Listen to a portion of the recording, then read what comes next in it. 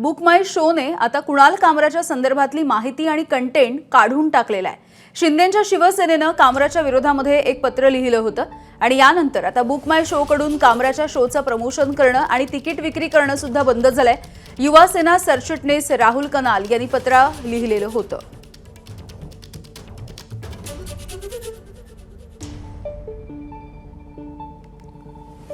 तर कुणाल कामराच्या शोच्या संदर्भामधली माहिती आणि तिकीट विक्री आता बुक माय शो करणार नाहीये।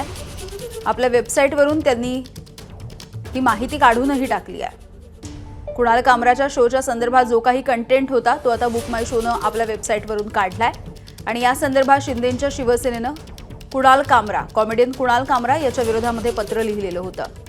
त्यामुळे बुक माय शोनं आता कुणाल कामराच्या शोचं प्रमोशन न करण्याचा सुद्धा निर्णय घेतलेला आहे।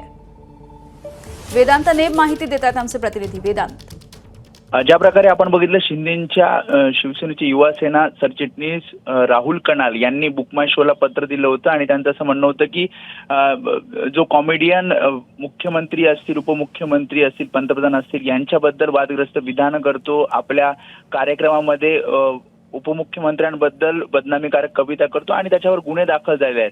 असं असताना बुक माय शोने या सगळ्याकडे पाहावं आणि या सगळ्या संदर्भात बुक माय शोने जो काही कंटेंट आहे कुणाल कामरा संदर्भातला किंवा ज्याची काही माहिती आहे आणि जी काही तिकीट विक्री आहे ती तात्काळ बंद करावी अशा प्रकारची विनंती केली होती। आणि त्यानंतर आपण बुक माय शो मध्ये बघतोय कुणाल कामराची जी काही माहिती आधी आपल्याला दिसायची बुक माय शोवर ती आता दिसत नाहीये आणि असंही माहिती कळते की जी तिकीट विक्री कार्यक्रमाची केली जाते आतापर्यंत आपण बघतो बुक माय शो कडनं ती सुद्धा बंद केल्याचं सांगण्यात येतंय।